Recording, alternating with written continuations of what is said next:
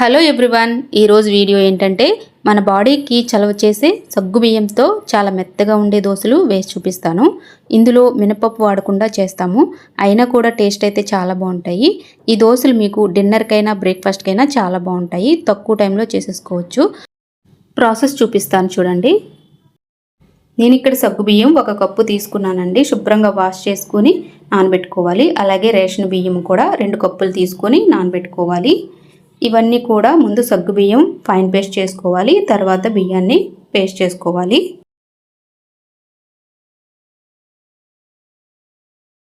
రెండు కలిపి నానబెట్టుకోవడం వల్ల దోశలు మనకి సరిగా రావండి. ఎందుకంటే మనం గ్రైండ్ చేసుకునేటప్పుడు సరిగా నలగవు. ఇలా కొంచెం కొంచెం అలా సెపరేట్గా నానబెట్టుకోవడం వల్ల మనకి దోశలు అనేవి చాలా సాఫ్ట్గా వస్తాయి. పిండి కూడా బాగా మెత్తగా నలుగుతుంది.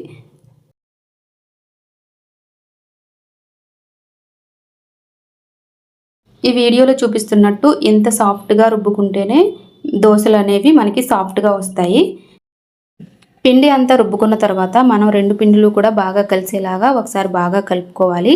ఇలా కలుపుకున్న తర్వాత మీరు 2 గంటల వరకు నానబెట్టొచ్చు. అలాగే వెంటనే అయినా కూడా వేసేసుకోవచ్చు, లేదంటే నైట్ అంతా కూడా నానబెట్టొచ్చు, పర్వాలేదండి. నేనైతే ఒక 2 అవర్స్ నానబెట్టాను. చూడండి ఇలా ఉంటాయి. ఇవి పెద్దగా పులవదండి పిండి, ఎందుకంటే మనం సగ్గుబియ్యంతో చేస్తున్నాం కాబట్టి ఈ పిండి పులవదు. మీకు కొంచెం పులుపు కావాలి అనుకుంటే పెరుగుని యాడ్ చేసుకోండి 1 కప్పు వరకు. నేనైతే యాడ్ చేయట్లేదు. ఇప్పుడు 1 స్పూన్ సాల్ట్ వేసుకుని బాగా కలుపుకోవాలి. తక్కువ సాల్ట్ వేసుకోండి. పిండిని ఇలా కలుపుకొని పక్కన పెట్టేసుకుందాం. ఇప్పుడు నేను బొంబాయి చట్నీ చేస్తున్నానండి. ఈ చట్నీ అయితే సూపర్గా ఉంటుంది. ఇలా చేసుకుంటే పల్చగా చాలా టేస్టీగా ఉంటుంది. ముందుగా దీనికోసం 4 టేబుల్ స్పూన్ల వరకు నేను శనగపిండిని తీసుకుంటున్నాను. ఇందులో వాటర్ కూడా 4 టేబుల్ స్పూన్లకు సరిపడా వాటర్ అయితే నేను చెప్తున్నాను చూడండి. ఇప్పుడు 1 గ్లాస్ వాటర్తో నేను కొంచెం కొంచెంగా వేసుకుంటూ శనగపిండిని ఫస్ట్ కొంచెం మెత్తగా కలుపుకోవాలి. ఎక్కువ వాటర్ వేసేసి కలుపుకుంటే మెత్తగా ఉండకుండా ఉండలుగా అవుతుంది. సో మీరు కొంచెం కొంచెం వాటర్ వేసుకొని పిండి మొత్తం బాగా కలిసేలాగా ఫస్ట్ కలుపుకోవాలి.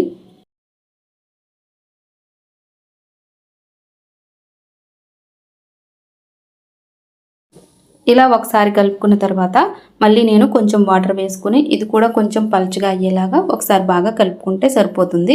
తర్వాత మనం వాటర్ని యాడ్ చేసేసుకోవడమే. 1 గ్లాస్ వాటర్తో పిండిని అయితే నేను బాగా కలిపేసుకున్నాను. ఇలా 1 గ్లాస్ అయిపోయింది. ఇది కూడా ఒకసారి బాగా కలిపేసుకుని తర్వాత 2 గ్లాసుల వాటర్ని కూడా నేను వేసేసుకుంటున్నాను చూడండి. మొత్తం 3 గ్లాసుల వాటర్ అయితే కన్సిస్టెన్సీ బాగుంటుంది. చట్నీ కూడా పలచబడకుండా చిక్కబడకుండా ఉంటుంది. ఎక్కువ వాటర్ అయినా కూడా మీకు పలచగా అయిపోయి బాగోదు, తక్కువ వాటర్ అయినా కూడా చిక్కబడిపోతుంది. ఇలా కలుపుకుంటే సరిపోతుంది. ఇప్పుడు చట్నీ ప్రాసెస్ చూపిస్తానండి. కడాయిలో 2 టేబుల్ స్పూన్ల వరకు ఆయిల్ వేసుకోవాలి. ఆ తర్వాత కొంచెం ఆవాలు, అలాగే కొంచెం శనగపప్పు, కొంచెం మినపప్పు కూడా వేసుకొని ఇవి కొంచెం ఫ్రై అవ్వాలి. ఆవాలు చిట్పట్లాడిన తర్వాత 1 ఉల్లిపాయ, అలాగే 4 పచ్చిమిర్చి, కొంచెం అల్లం కూడా వేసుకొని ఇవి కూడా వేసి బాగా ఫ్రై చేయాలి. కొంచెం ఫ్రై అయితే సరిపోతుందండి, మరీ ఎక్కువ ఫ్రై అవ్వాల్సిన అవసరం లేదు. ఇప్పుడు ఇందులో కొంచెం కరివేపాకు కూడా వేసుకుని బాగా కలుపుకోవాలి.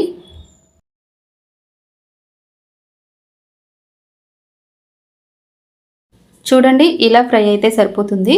ఇప్పుడు మనం కొంచెం వాటర్ని వేసుకోవాలి. 1 పావు గ్లాస్ వాటర్ని ఇందులో వేస్తున్నాను. ఇవన్నీ కూడా సాఫ్ట్గా కుక్ అవ్వడానికి ఈ వాటర్ని వేసుకుంటే బాగుంటుంది. తర్వాత 1 స్పూన్ పసుపు కూడా వేసుకుని బాగా కలుపుకోవాలి. సాల్ట్ అయితే అప్పుడే వేయకండి, నేనైతే ఇలానే చేస్తాను, టేస్ట్ అయితే బాగుంటుంది. సో ఇదంతా కొంచెం మరిగిన తర్వాత ఇప్పుడు మనం శనగపిండిని కూడా వేసుకోవాలి.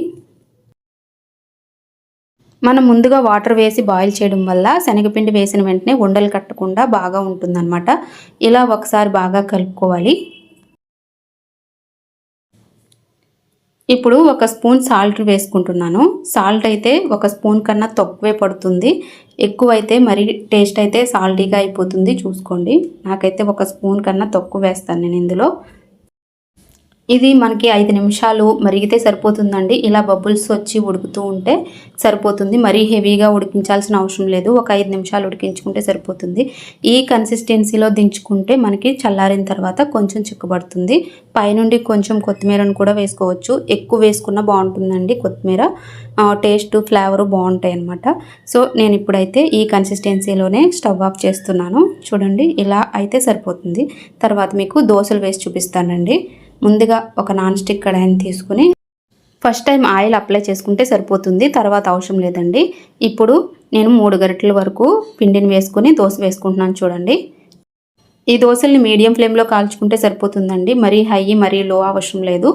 ఇలా మూత పెట్టకపోయినా పర్వాలేదు, కుక్ అయిపోతాయి. పైనుండి కొంచెం ఆయిల్ ఇలా స్ప్రెడ్ చేసుకుంటే సరిపోతుంది. ఇలా 30 సెకండ్స్ అయితే సరిపోతుందండి. మనం వెంటనే దోశని టర్న్ చేసుకోవచ్చు. టర్న్ చేసుకున్న తర్వాత మనం వెంటనే తీసేసుకోవచ్చు అండి. ఈ దోశలు ఫాస్ట్గా కాలిపోతాయి. ఈ దోశ టెక్స్చర్ అనేది ఇలా ఉంటాయి చూడండి, కానీ చాలా సాఫ్ట్గా స్పంజీగా ఉంటాయి. అలాగే మిగతా దోశలన్నీ కూడా వేసేసుకోవాలి. మీకు ఇంకొక దోశ వేసి చూపిస్తాను చూడండి. ప్యాన్కి ఆయిల్ అప్లై చేసినప్పుడు పైన బబుల్స్ రావండి. ఆయిల్ అప్లై చేయకుండా వేసినప్పుడు మాత్రమే ఈ పిండి మీద బబుల్స్ వస్తాయి. అవి కూడా ఒకసారి గమనించుకోండి మీరు. తర్వాత దీన్ని కూడా టర్న్ చేసుకుని మనం ఈ దోశకు అయితే తీసేసుకుందాము. మీకు ఒక రిక్వెస్ట్ అండి, వీడియో నచ్చితే కంపల్సరీగా లైక్ చేయండి. అలాగే మంచి రెసిపీస్ కోసం ఛానల్ని అయితే కంపల్సరీగా సబ్స్క్రైబ్ చేసుకోండి. కొంచెం చల్లారిన తర్వాత మన చట్నీ కన్సిస్టెన్సీ చూడండి, ఇలా ఉంటుందన్నమాట. ఇలా ఉంటే బాగుంటుంది. ఫైనల్గా ఇంకొక దోశ చూడండి. ఈ దోశలకి శనగపిండి చట్నీతో పాటు అల్లం చట్నీ కూడా చాలా బాగుంటుందండి. ఛానల్లో అల్లం చట్నీ కూడా చాలా మంచిగా చేశాను చూడండి. అలాగే పల్లి చట్నీ కూడా చేశాను, అది కూడా బాగుంటుంది.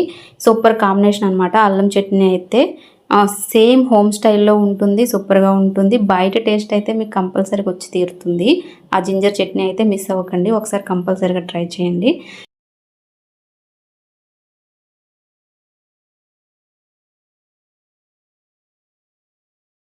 ఈ దోశలు మీకు చల్లారిన తర్వాత కూడా చాలా సాఫ్ట్గా స్పంజీగా ఉంటాయి. సో చూసారు కదండి, అన్నీ కూడా దోశలు అయితే కంప్లీట్ అయిపోయాయి. ఒకసారి దోశ చూడండి ఎంత స్పాంజీగా ఉందో. ఇలా స్పాంజీగా కంపల్సరీగా ఉంటాయి. సో మీరు కూడా ఈ రెసిపీని కంపల్సరీగా ట్రై చేసి ఎలా వచ్చిందో నాకు కామెంట్లో అయితే చెప్పండి.